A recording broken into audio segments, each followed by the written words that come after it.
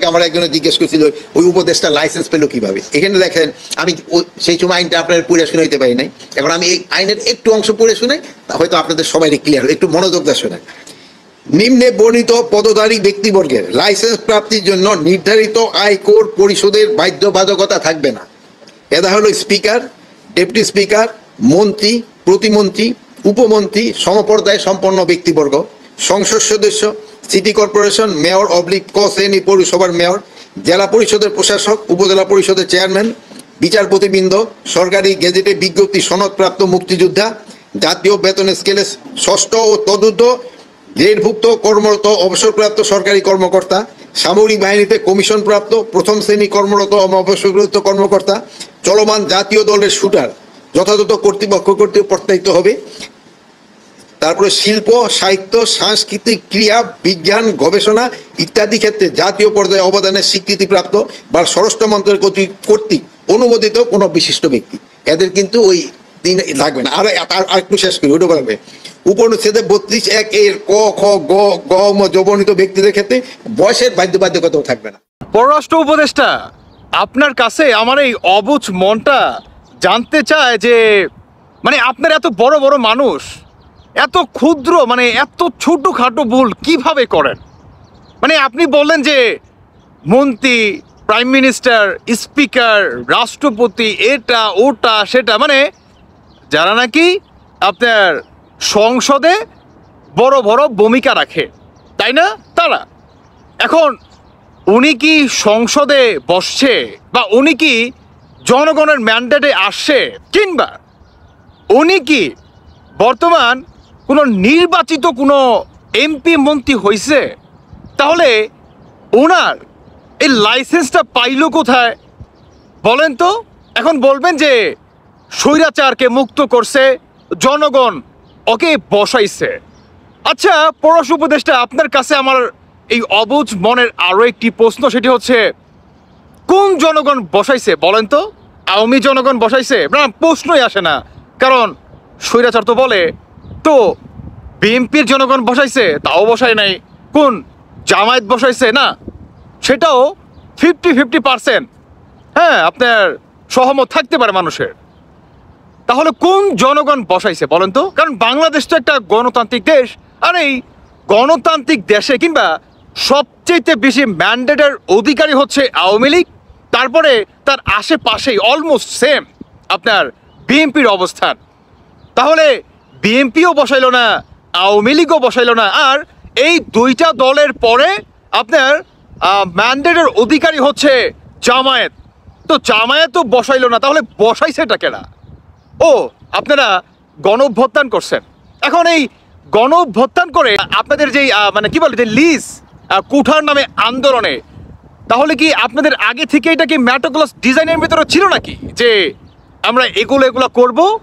আমরা জনগণের ভোট না পেয়েই কিংবা নির্বাচন ছাড়াই আমরা এমপি মন্ত্রীর যে পাওয়ার বা এমপি মন্ত্রী যেই সুযোগ সুবিধা পেত, আমরা সমস্ত কিছু এই অন্তর্বর্তীকালে সরকার গঠিত করে আমরা সমস্ত সুযোগ সুবিধা ভোগ করে যাব। এটাই তো হচ্ছে বর্তমান। মানে আপনারা তো এগুলাই ঘটাচ্ছেন। মানে আপনার বর্তমান বাংলাদেশে এত জনপ্রিয়তা, কারণ আপনি খুবই সরল মনের একজন মানুষ, আপনার মনে কোনো কিন্তু নাই।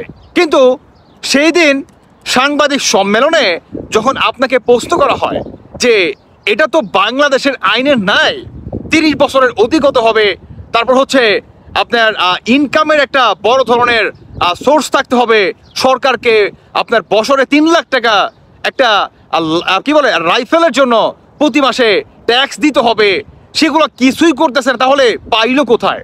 লাইসেন্সই বা পাইলো কোথায়? কিংবা এয়ারপোর্টেই বা কেন তিনি গ্রেফতার হলো না? মানে এই ধরনের তখন কিন্তু আপনি হিমশিম খেয়ে গেছিলেন। জাস্ট আপনি হিমশিম, তখন আপনার চেহারাটা জাস্ট দেখার মতো ছিল, অনেকটা ঠিক এরকমই, বুঝতে পারছেন? তাহলে এই যদি হয় আপনার অবস্থান, এটা কি নিরপেক্ষ হলো বলেন তো? এখন সাধারণ জনগণ কি বলতেছে? এখন সাধারণ জনগণ বলতেছে যে এটাও হচ্ছে এই আপনার কি বলে এই কি বলে অন্তর্বর্তীকালে সরকারের আরও একটি ম্যাটোক্লাস ডিজাইনের মাধ্যমে আপনার সেই মানে কি বলে আপনি জনগণকে আসলে ভালো মানুষগিরি দেখাচ্ছেন। ইভেন জনগণ আপনার প্রতি যে ক্ষিপ্ত, মানে চরম আকারে ক্ষিপ্ত, কারণ আপনার কাছ থেকে এই ধরনের ফিডব্যাক কখনোই আশাবাদী ছিল না। কারণ জনগণ চাচ্ছিল, যেহেতু আপনি বর্তমান সাধারণ জনগণের হয়ে কাজ করতেছেন, তাই না, রাজপথে নেমে প্রতিটা কাজের পদক্ষেপ বা রেজাল্ট আপনি জনগণকে দেখাচ্ছেন ফেসবুক লাইভের মাধ্যমে। ঠিক আপনার এই কাজটাও আপনি লাইভের মাধ্যমে প্রমাণ করে দিলেন যে আপনিও এই অন্তর্বর্তীকালের সরকারের বা স্বৈরাচারের আরও একটি ম্যাটোক্লাস ডিজাইনের অধিকারীর একজন অংশকারী, তাই না? আপনিও একজন সদস্য। মানে কাকে বিশ্বাস করবে জনগণ? আর মানে আপনি এত বড় একজন উপদেষ্টা, আর মানে জনগণকে এতটাই বোকা মনে হয় আপনাদের যে মানুষ এতটুকু বুঝতে পারবে না? এটা কোনো কথা বলেন তো? উনি জনগণের ম্যান্ডেটের মাধ্যমে আসে নাই, ইভেন আমাদের বাংলাদেশের সংবিধানেও নাই। তাহলে বলেন তো, মানে একে তো অবৈধ, তার উপরে আবার কি মানে আপনার কি বলে ওই কাটা গায়ে নুনের ছেটা, তাই না? এগুলো কি ঠিক হচ্ছে? জাতি কি আপনাদের ক্ষমা করবে? শুনুন একটা কথা বলি, আপনার বয়স যথেষ্ট হয়েছে, মানুষের গোলামি বাদ দেন। কেমন ওই যে আওয়ামী লীগের গোলামি করতে বলতেছি না, আর বিএনপির কিংবা জামায়াতেরও গোলামি করতে বলতেছি না। আমাদের সাধারণ জনগণের হয়ে কেউ কাজ করে না, জনগণের হয়ে কাজ করেন। কারণ আপনি যে প্ল্যাটফর্মে ছিলেন, প্রতিটা কাজের রেজাল্ট আপনি পাবলিকের সামনে দেখাচ্ছিলেন, আমরাও মুগ্ধ হয়ে দেখতাম। আপনার প্রতি অন্যরকম একটা ভালোবাসা কাজ করতো, এখন আর কাজ করে না। কারণ আমরা বুঝে গেছি যে এটা আরও একটি ম্যাটোক্লাস ডিজাইনের মাধ্যমে জনগণের চোখে আপনারা কাপড় পরাচ্ছেন, অনেকটা কানামাছির মতো, বুঝতে পারছেন?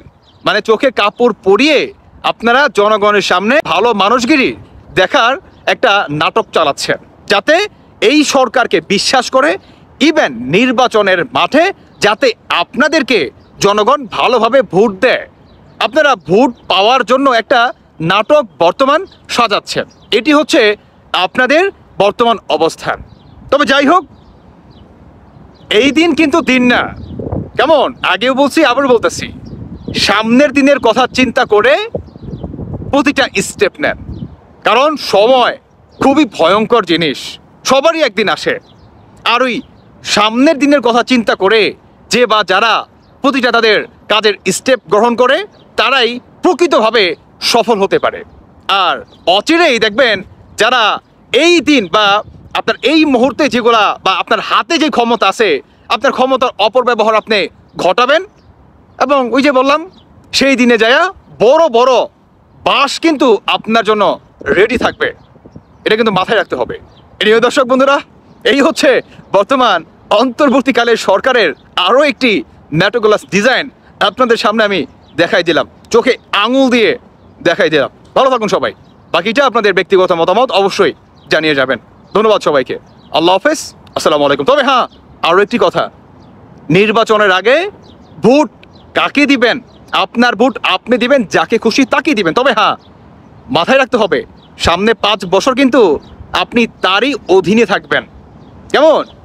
এখন আপনার সে ভালো করবে, নাকি আপনার গলা চেপে ধরবে, নাকি আপনার হাত ধরে একসাথে হাঁটবে, সেটা কিন্তু আপনার একটা ভোটই কথা বলবে। ভালো থাকুন সবাই, আল্লাহ হাফেজ, আসসালামু আলাইকুম।